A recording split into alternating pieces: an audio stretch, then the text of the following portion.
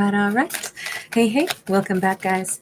All right, so this video is going to come out probably at 6 a.m. on the 1st. And so just know that I did post a video for all zodiac signs for the month of September.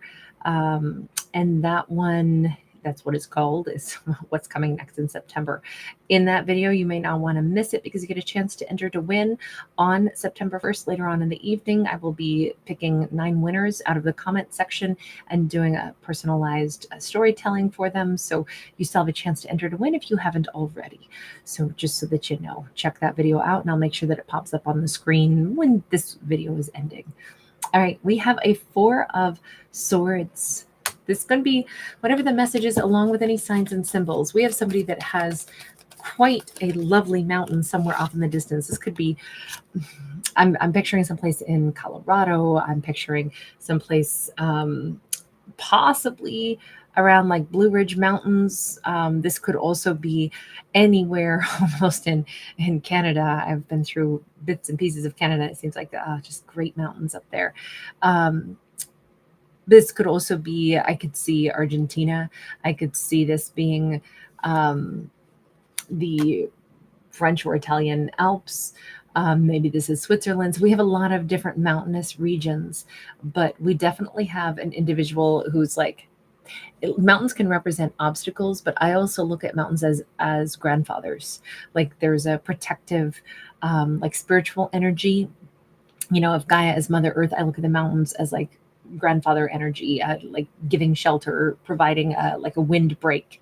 And I almost feel like we maybe have a character who needs some windbreak in their life right now. They need some kind of like energy. You notice that we have this feminine who has taken herself, you know, off on like a solo camping trip here just to maybe clear her energy. The 4 of Swords is a card that suggests that we go silent and we listen to what the messages are. We're going to change decks in just a second. We're going to see if we get a more spiritual message out of this.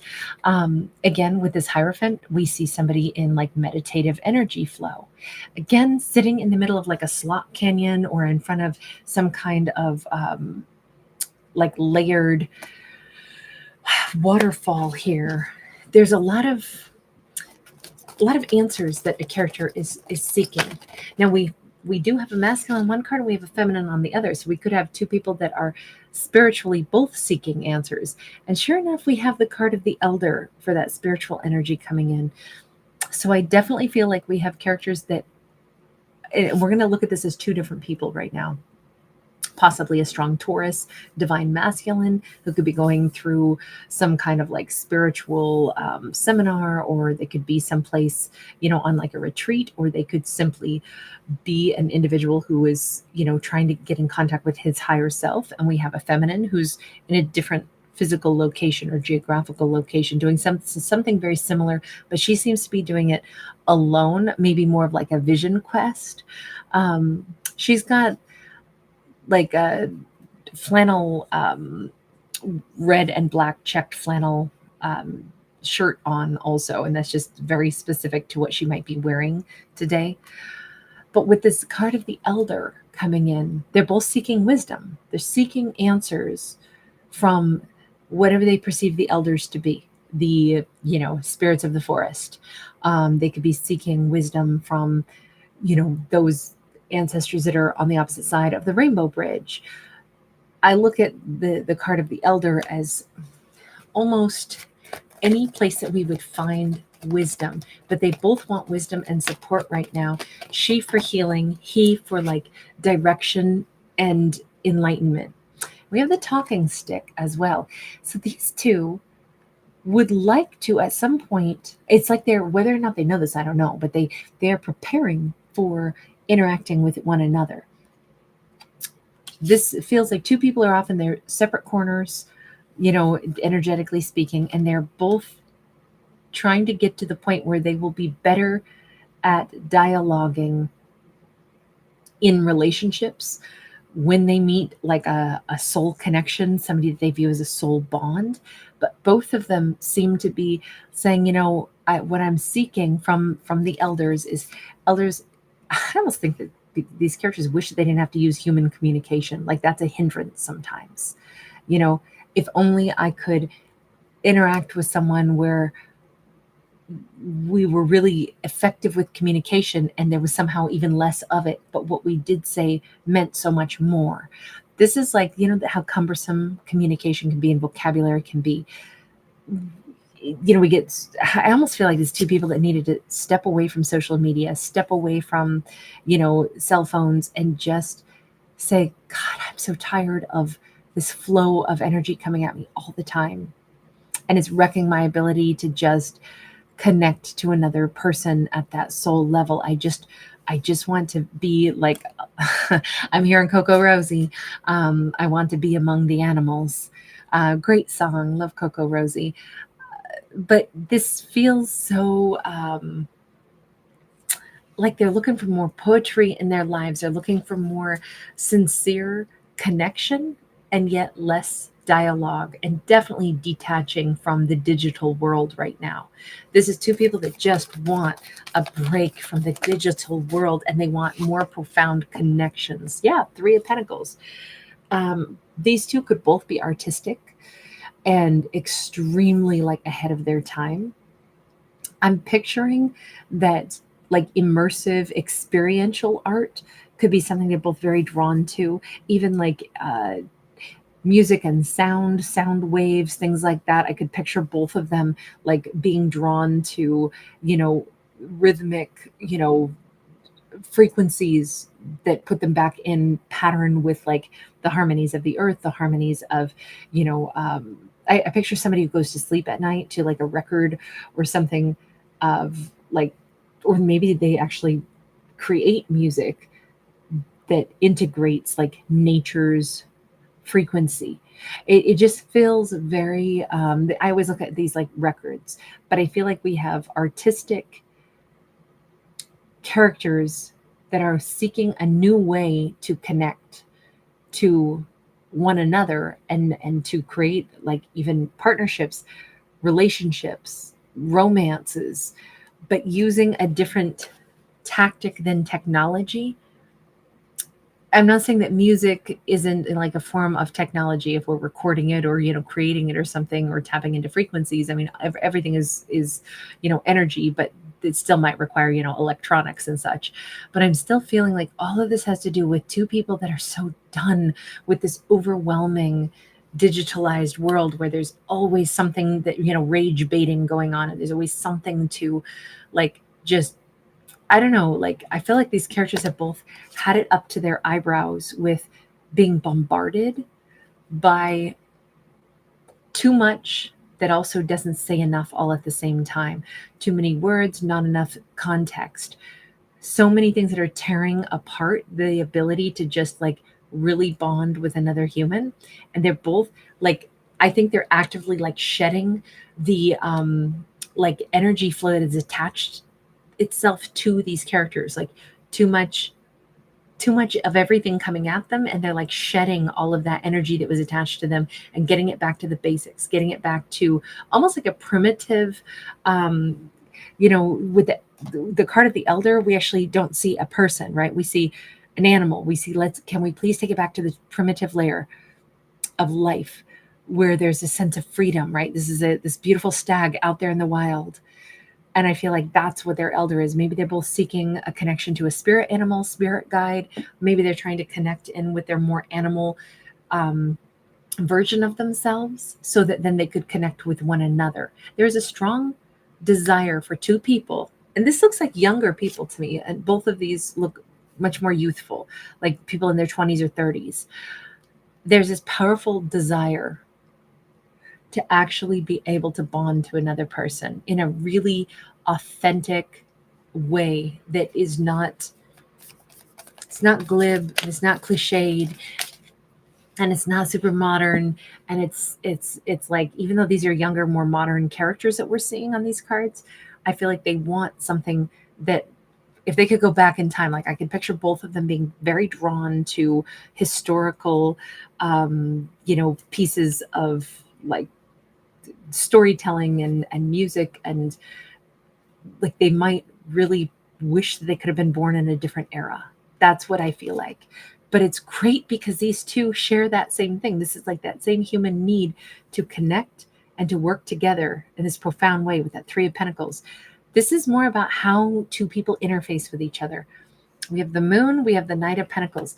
This is great because guess what? The Moon has this amazing energy where when wolves are out there howling, it is when they're trying to echolocate each other.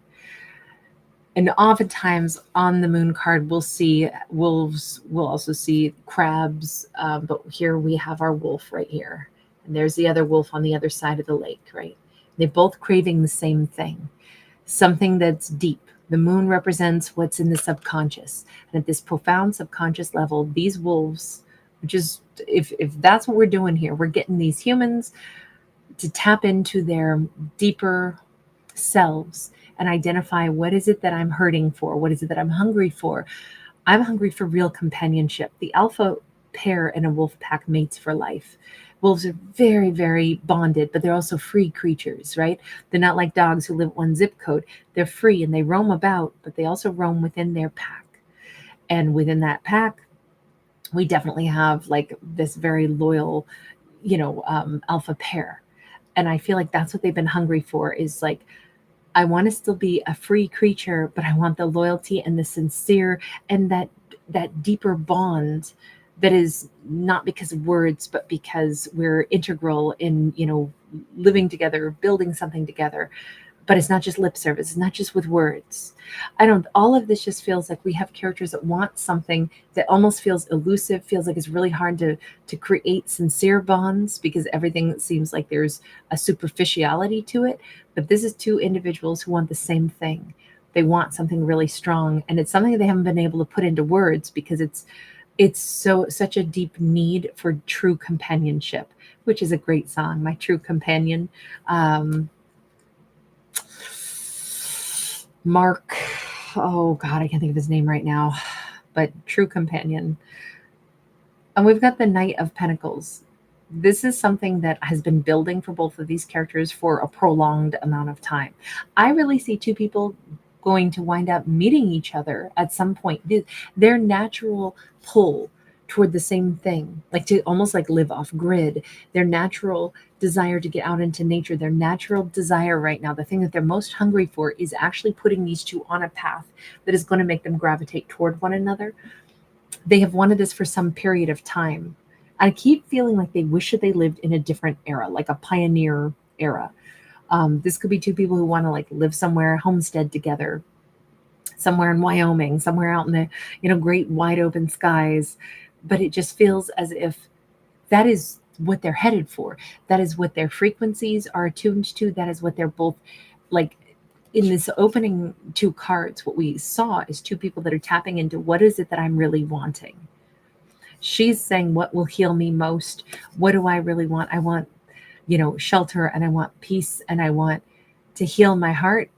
He's over here saying, let me tap into, what path am I really meant for? What is it that I'm craving? Both of them had the wisdom, I think, to sit with their own energy and ask themselves these very profound questions. And I think the answer is like deep within them, in that, their connection to that deep wisdom.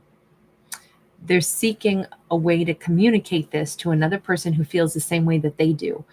But the irony of it is the very like overly saturated environments that they're in, that they're trying to escape, all that over communication without saying much, and trying to simplify life and get to like real companionship, real bonding. It's so interesting because they do still have to use dialogue, but they could use art as another way. They could both be drawn to like doing something where they don't have to say a lot of words. I could see these two gravitating towards some museum and meeting there, or I could see these two taking the same class, on art history or art appreciation, or some kind of like creative sculptive class or something. And it's they could meet in an environment where they're doing things and working together in silence. Art is so great. If you've ever, at least for me, I know this is true, if I have too much on my mind. There are two things that clear my mind. I always solve problems by walking. And I mean, I can walk for hours and hours sometimes. But the other way is paint a wall. Ideally, just not necessarily creative painting because I'm using more brain, but if I just paint just like a big old wall inside my house, that is the most like zen thing ever. And painting is hard work too. So you wind up tired, but you also, there's something so symbolic about painting a wall completely where it's like giving yourself a new slate. And it almost feels like this is simplifying things, right? We have one kind of like eggplant colored wall with just three big rounds, like donuts hung on it. But it could be that we're giving ourselves focus. If we looked at this a little differently, we could say, okay, there are three main areas of focus, and we just made everything simple. We painted everything one solid color, and then we said, let me just get to the heart of everything by focusing. Here's the bullseye. Here's the 3 points of what I really care about. The 3 things that are most important for me to find out about a partner. The 3 things I most need in a lover or a partner. The 3 things that I'm most hungry for. I've just simplified and identified, and that means I don't have to say a bunch of words to know what it is I'm wanting and hungry for. That if I can meet somebody who shares that same viewpoint with me, God, we could really streamline the way we interact, and it could be more like we read each other's minds a little bit more than talking all the time. And it definitely feels like 2 people will be able to read each other's mind the same way. If you're look, any 2 people who've ever worked together long enough in any field, how the other person operates, how they move. I'll use like working in restaurants as a great example. If you've ever worked with like you've been in a chef to sous chef situation, like, after a couple months of working with somebody, the order in which they do things, the way, how far their elbow sticks out, exactly what, when they're going to reach over there for, the butter spatula or whatever. You learn your coworkers' flow, and you get into a flow, and you don't really need to say a ton of words because you already know when a ticket comes in. I already know what he's going to go for, or she's going to start cooking first, and I know what I'm going to do over here first. And you just get into a rhythm, and you don't talk very much because you both know each other's movements. That's kind of what these 2 are looking for in a partnership. But in the wolf pack, it's going to be deeper than that. It's going to be two wolves who are like, very instinctual. We are moving away from communication and overwhelming communication and moving into instinctual, true bonds. That's what is coming for these 2. Do they know each other, or are these 2 about to meet? Queen of Cups, they are going to meet. This is what's on the horizon. We have real, like, energetic pull, real energetic draw. And it's almost like right now, I think this feminine is like, I can already tell he's out there. Somehow in my psyche, I have connected to somebody and I know he's out there. These 2 could be flipping on a light switch in their minds that they are both very, very psychic.